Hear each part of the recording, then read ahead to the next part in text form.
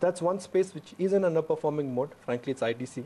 Godfrey is a special situation stock, and I think it will continue to underperform. And it could well turn out, it will continue to remain that way. That's a PE point. But Mayuresh, I him on board as well, fund manager at Angel Broking. I think this is a very pertinent point. Last pay commission, sixth pay commission, there were arrears that came in. So people had a lot of money to deploy, and therefore things like housing, etc. did well. This time around, coupled with the GST leeway that comes in for some of these home improvement companies, the fact is the seventh pay commission is not a very large sum of money, but it's a sweet sum of money that may go into products. Are these well positioned for the next 18 to 24 months in terms of earnings? Good morning, Neeraj. Yes, you rightly pointed out, I think arrears played a big part in the sixth pay commission, and clearly I think that is not going to have a telling effect in terms of absolute numbers coming through as far as the seventh pay commission reports and recommendations are concerned. Clearly, I think the lower end or the lower value chain of the consumer discretionary space is going to be a big beneficiary once this starts coming through. So yes, to a certain extent, I think home appliance stocks, to a certain extent, I think the other FMCG companies as well will benefit. But clearly, I think earnings will take time for improvement to probably take place. I was just hearing Nikunj on the home improvement space, say stocks like Asian Paints, Bajaj Electricals. They have probably struggled with a few legacy orders, specifically in the case of Bajaj Electricals.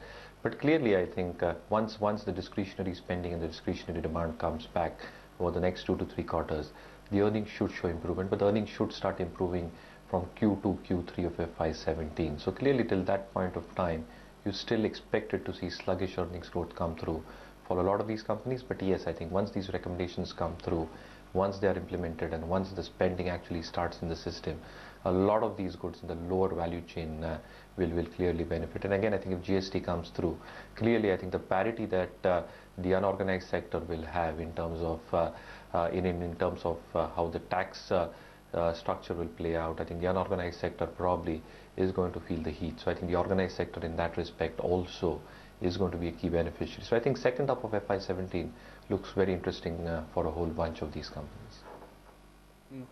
Mayuresh, Sun Pharma, something which you've tracked, something which you've liked. Finally, there is some good news for Sun Pharma. On Friday, it's official that Glivec would be launched from 1st of February 2016. The stock reacted on Friday itself. Do you think now there is some more headroom left for Sun Pharma? Good morning, Nikunj. I think clearly, I think the worst, in my opinion, is largely done with Sun Pharma. Whatever was happening with the Halol plant and the expectations again of weak earnings growth is clearly panning out on the stock price. The Glivec approval is a huge plus for Sun Pharma. So again, on a conservative basis that we probably pegged, the top line should be anywhere between 250 to 300 odd $million, and that should probably help in the bottom line getting up by around 75 to 90 million odd dollars. Now, if you talk about the US formulation business per se, I think there's a huge ANDA pipeline for Sun Pharma. 445 drugs approximately is what they've applied for, 154 odd applications still pending to go through. So clearly, I think there is a huge pipeline of niche generic drugs that are expected to come through. And if these approvals come thick and fast over the next few quarters, the earnings will show a huge amount of upside. Clearly, I think even without the Glivec approval coming through, we are estimating a 9.3% kind of a top line growth over the next 2 years, close to the 32,600 odd crore mark. We still expect EBITDA margins to pan out between 27-28%. And clearly, I think if you look at the cash on books of 10,000 odd crores, the domestic market share of 9.2%, that really augurs well for Sun Pharma. So I think the EPS is what we've got at 27 rupees from an FY17 perspective. With the Glivec approval coming through, you should probably see 8 to 9% upside even on the EPS front. So I think a 29.5 rupee kind of thing on the EPS front is what we probably pegged in for Sun Pharma from an FY17 perspective. So valuations looking attractive. I think the worst probably over for Sun Pharma. And if approvals start coming through over the next few quarters, I think the upside can be quite huge even from the current level. So I think we've got a target price fixed at 1,000 rupees, and we're actually upping the target price from 950 that we had from an earlier estimate before the Glivec approval came through. Yes, stay on, so much more to speak about, but let's get in some more trading ideas from our technical experts as well. And Mitesh, your stock recommendations at this hour at 8:45. Very, very interestingly, Nitin Fire. Why this one? And then, of course, there is an Ashok Leyland as well, in which you have a sell call. See, Nitin Fire, it gave multiple buy signals on Friday, a good price and volume action, candlestick breakout above the earlier highs. So I think this is a good positive setup. We should see some kind of follow-up in the next few days. I would look at targets of around 53 over here and would recommend buying this one with a stop loss below 45 rupees 70 paise. And I have one sell on Ashok Leyland where we have seen negative cross moving averages, breakdown on indicator charts. So today, I think in case you get some kind of opening gap, try to sell Ashok Leyland around 91, keep a stop at just above 93 and look at targets close to about 86. Sandeep, what about your recommendations? As I see, while in the morning you had a couple of buy calls, now we are going ahead with 2 sell ideas. Yes, Neeraj, I still believe that this is a bounce back which should be sold into. And Z was one stock which gave us a sell-off on Friday, and today's bounce back may be an opportunity to sell it at higher levels. Sell it with a stop loss of 408. Try selling it in the range of 400, 402, that range. Stop loss of 408, target of 382. And a sell in Andhra Bank which gave a breakdown. Stop loss of 68, target of 61. I think Gaurav Bisa as well is with us, and let's get in some strategies from him too. Gaurav, hi, good morning. What is it that you're recommending today? I recommend going long in Havells. Keep a target of 320. One can have a stop loss at 290. Above 320, there will be a major breakout. The stock might enter into some other zone, and we can see much higher upsides. The positional targets of 350, 380, even higher can also be talked about. But for now, I think 320 looks good. I recommend going long in Crompton Greaves for a trading target of 205. Keep a stop loss at 188. The final recommendation for day and the sole sell recommendation for day, I would say, is a sell call on Vale. One can initiate a sell, keep a stop loss of 173, and one can play for targets of 160. Okay. Those are some stock ideas from Gaurav Bisa. Bhavin Desai, Senior Manager and Equity Derivative Analyst at Motilal Oswal Securities also. And Bhavin, what would be your recommendations for this morning? Right. Good morning. A couple of them actually. One on the index. We're not feeling very comfortable around here as far as index is concerned. So we're asking a lot of our clients to do a hedging strategy using a Nifty put butterfly. The outflow is very low, and you will secure about 100-200 points kind of a range on the downside. So asking to buy 7,800 put, sell 2 lots of 7,600 put, and alongside that buy of 7,400 put as well. So it's a 3-legged strategy, looking for a target close to 3,800, keeping a stop loss of about 1,500.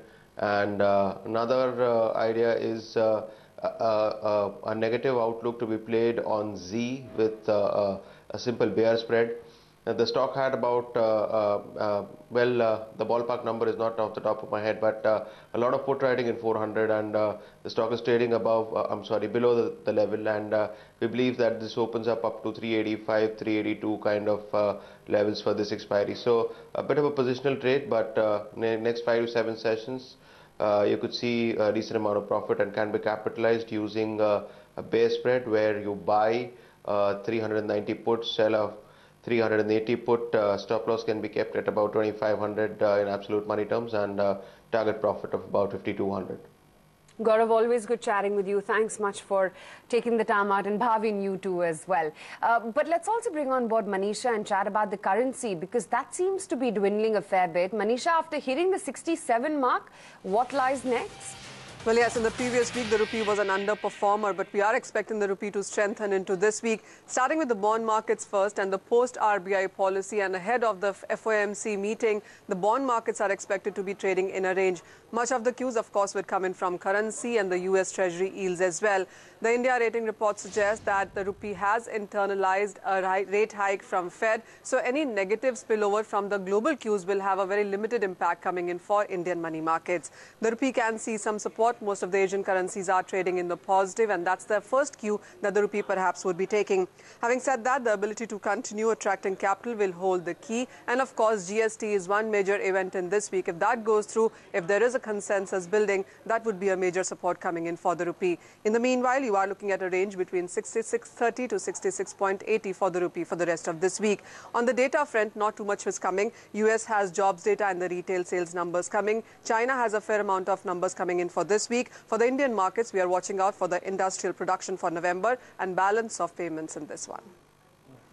Right, Manisha, thanks a lot for that. Muresh, coming on a stock like ITC, it's been an underperformer. GST, according to the GST, recommendations, the GST on cigarettes is likely to go to 40%. Do you think ITC, which has been an underperformer, that underperformance is here to stay? So clearly, Nikunj, I think if the GST does go through with the kind of recommendations that they've probably got on the cigarettes business, clearly I think the sin tax, that one is really talking about at 40%. And if that comes through at that rate, I think, yes, incrementally, I think ITC's cigarette business is going to take a huge hit. Yes, I think over the last few quarters, we've seen volume degrowth happening for obvious reasons like state levies going up. But clearly, I think the elasticity of demand continues, and with price increases happening, they're more or less stabilizing the kind of top line growth that one really expects to come through. But will it grow at a pace that one really expects?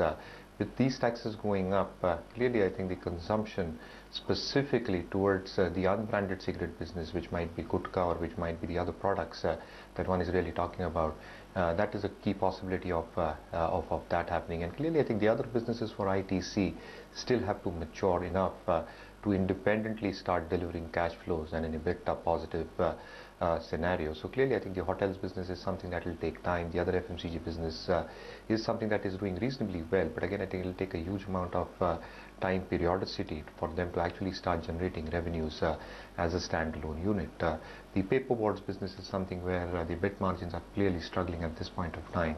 So clearly I think if you take into account all the different businesses that ITC has got, it might just struggle in terms of how earnings might pan out over the next few quarters. So clearly I think ITC might underperform the market, but again I think the range for ITC is probably well defined between 300, 310 on the downside to 350, 355 on the higher end of the band. You also like MT Educare. What is the rationale behind MT Educare? So clearly, Nikunj, I think education sector is where the government has a huge focus, and if you see the budget earmarked for the education sector overall, 69,000 odd crores is something that the government has done. And clearly, I think MT Educare, for all the people staying in Mumbai, I think a well-known brand in terms of coaching.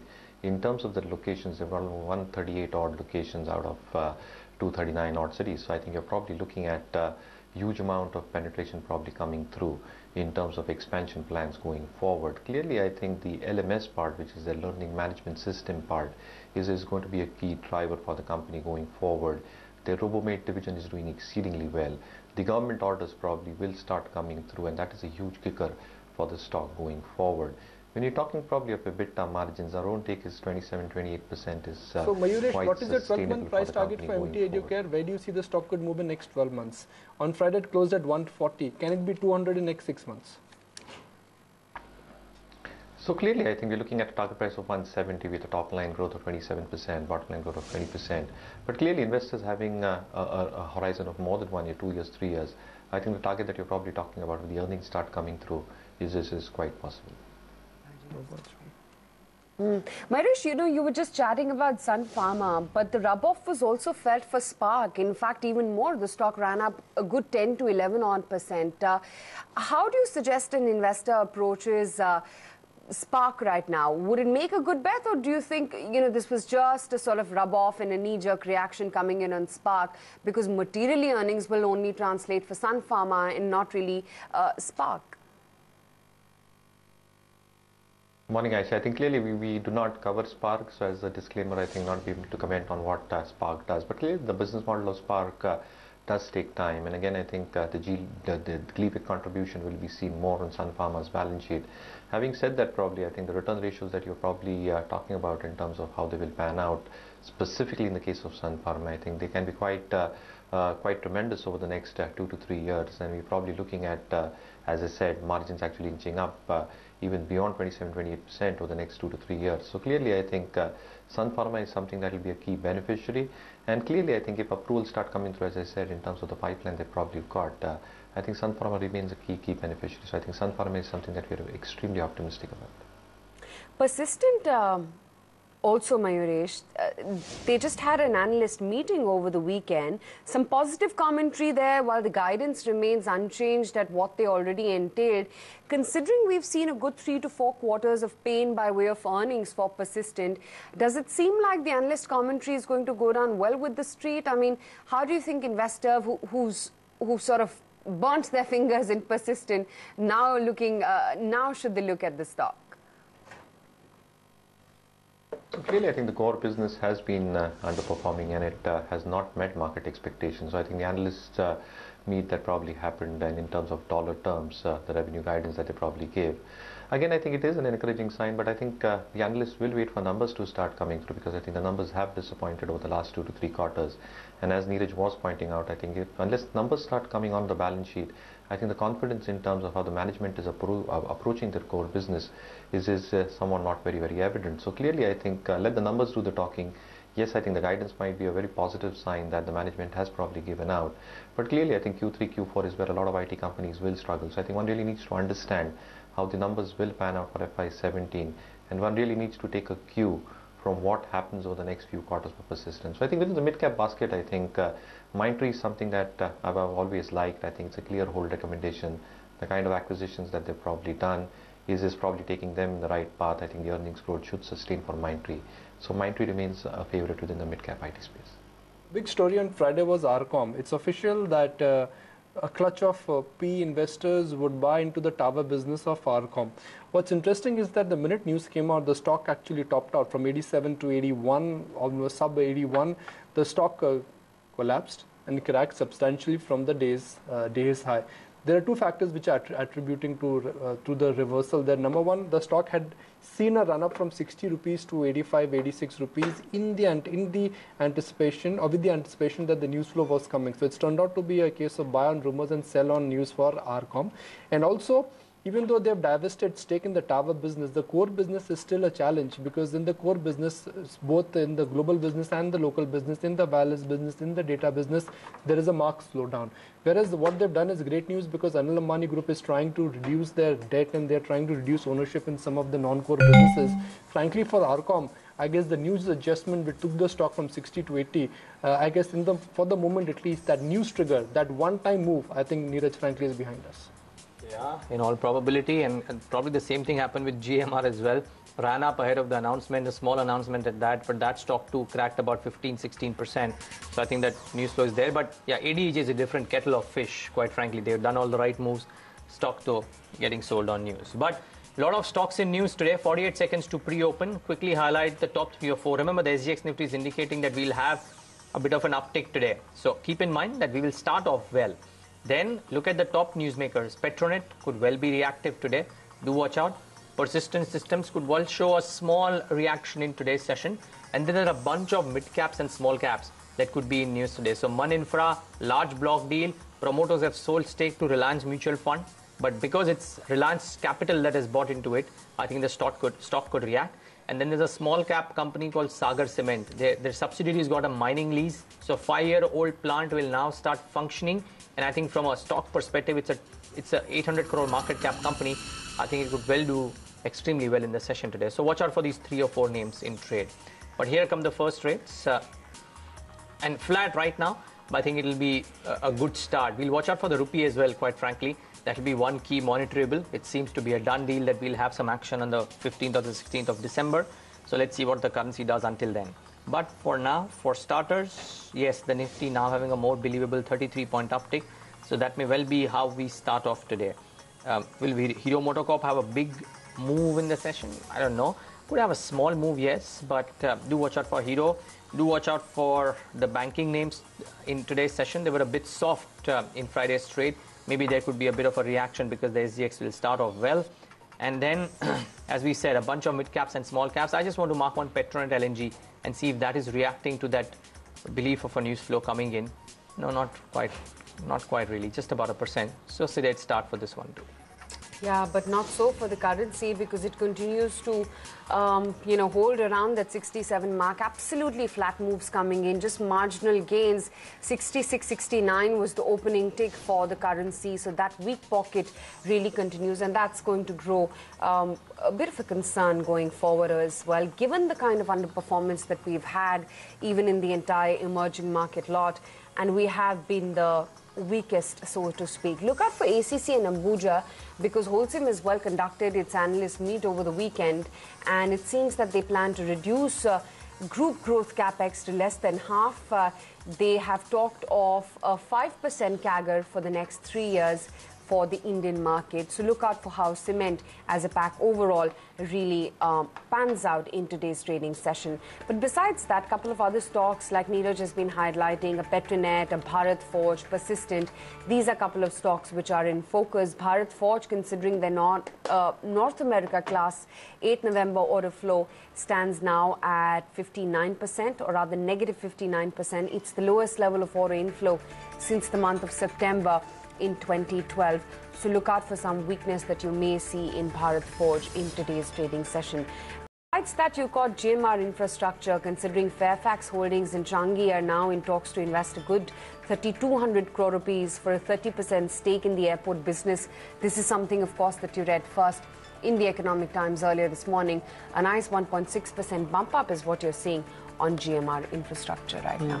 Okay, let's go to Darshan, and Darshan is going to identify all the dealing room chatter. Darshan, in terms of specific names, in terms of specific ideas, what could be the trend today? See, first of all, Bharat Forge will be in focus today.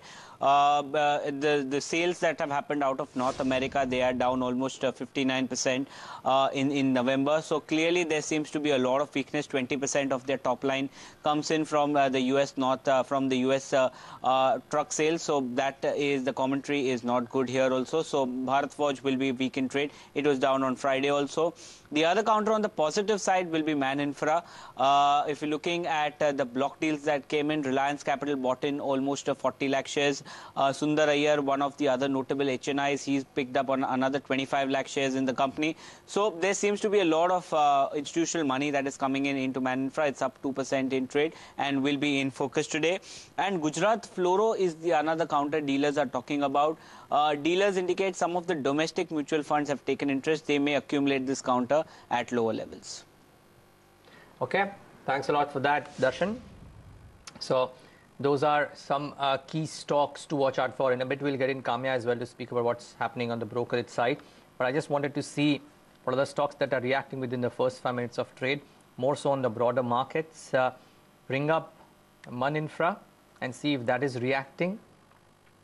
Small cap stock, 2.5% as of now. Reliance Capital is bought into it, so that's one interesting one. The other one is Sagar Cement. Should bring that one up for you. And yes, Aisha was right, GMR Infra. It's in a spate of news, quite frankly, for the last few days. Sagar Cement, not so much. GMR Infra should come up, as should Treehouse and Z-Learn. Remember, a big deal. So GMR, of course, is reacting that piece of news. And then Treehouse, or Changi Airport. And then Treehouse and Z-Learn, two companies in a pact. And maybe, just maybe, the upkick could continue. But Kamya is here to tell us what is the biggest brokerage note that has come out in the session today. Kamya. Well, it's about the steel companies, and in fact, Goldman Sachs has come out with its report. With the global utilization being low, they're expecting the steel prices to decline further. Also, the entire sentiment of weakening in the steel prices that we are seeing is expected to spread in India as well, and it's already flat in Europe.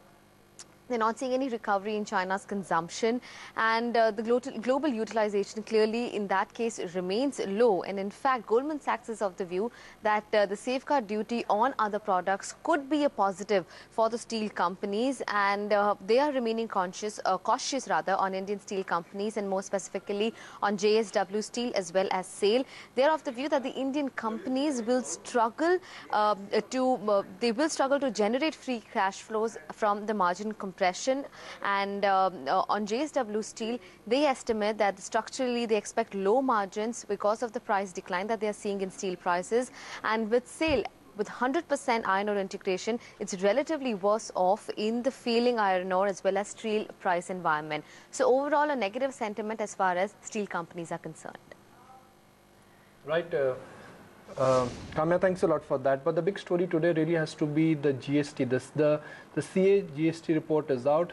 There are recommendations which indicate that the GST range could be between 15 to 15.5%, and the standard and the broader range really would be 17 to 18%. There are 3 categories of taxes which clearly have been recommended by this panel right now.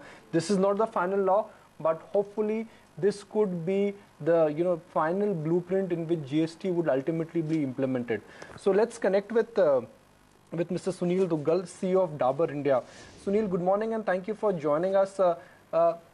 Break the specifics for us. If the standard rate of GST eventually is between 17 to 18%, how will life change for FMCG sector and Dabur per se? I think it will be beneficial to us. Our aggregate tax rate would drop. We also hope that many of our products would come in the lower slab of 12%, so which will further be positive for us. But overall, I think the rate is welcome, and it almost certainly will not impose any additional burden on us. What kind of savings in taxes are you penciling in, or is it too early to try and guesstimate that? No, I think, the devil is in the detail. We still have a lot of ground to cover on that. And so I don't think we'll do some rough estimates now just to prepare ourselves. But those, I think, would be only indicative. And the final rate, final impact would really be visible when the empowered committee, etc., decides on the final details. Could you quantify that? What are your back-of-the-envelope calculations really indicating in terms of savings? Well, just a very rough first cut. The RNR rate, which would have been revenue neutral, would have been closer to 20. So, this rate would be definitely positive. But I think it's very premature to, estimate the savings, whatever they will come.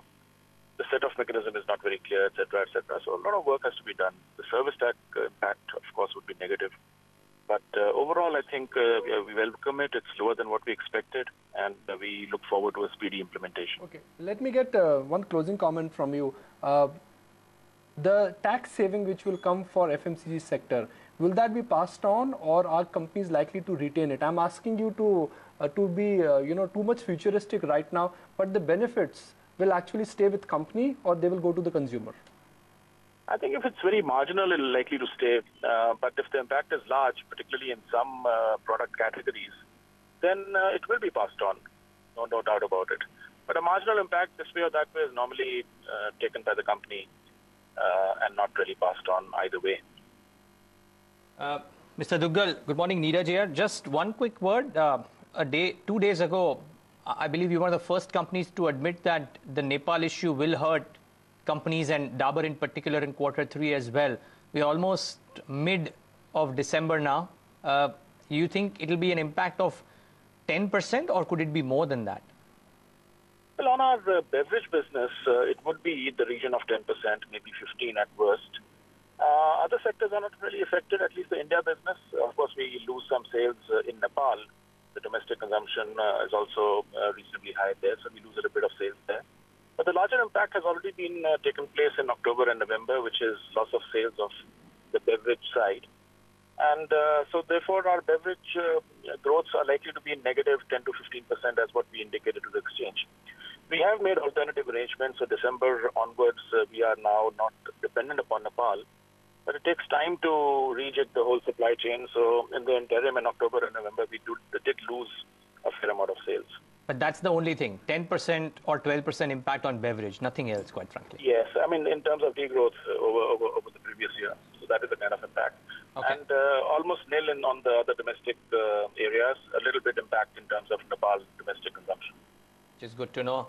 Mr. Duggal, good having you. Thank you so much for joining in and giving us this initial estimate on the GST and being so candid on the Nepal impact as well. So, well, no numbers really. He's saying it's too soon to say, but more importantly, confirmation that the beverage business would get impacted by 10 to 15% because of the Nepal unrest, and nothing beyond that. Okay, 8 minutes done on the pre-open, and what is moving? The Nifty is indicating about 100 odd points on the upside.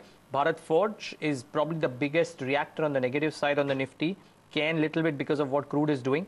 And I think on the upside, well, surprise, surprise, only GMR and Tata Steel because of that resolution that they're apparently going to reach. Tata Steel in particular, up about 1%, or 2%. A quick one out here, Mayuresh. Tata Steel, maybe they might be reaching some conclusions, maybe some jobs will be saved, maybe they'll be able to reduce some debt as well. Is there merit in looking at some of these steel companies on a bottom-up basis, or just avoid them completely right now? Avoid them completely. And again, I think if you look at the carryover inventory, at least at the end of the first half, 6.5 million tons is what the domestic players have carried over in a scenario where I think steel prices and realizations are still expected to remain low.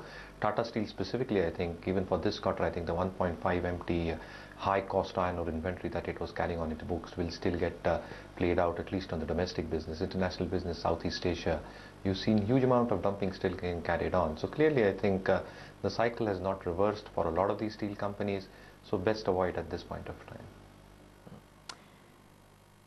Okay, Mayuresh, thanks so much for that. Really good having you today, and good of you to take the time out and join in and giving us your thoughts as well. Thank you. So that's the view from Mayuresh Joshi of Angel Broking. About 2.5 minutes left for the pre-open rates to kickstart.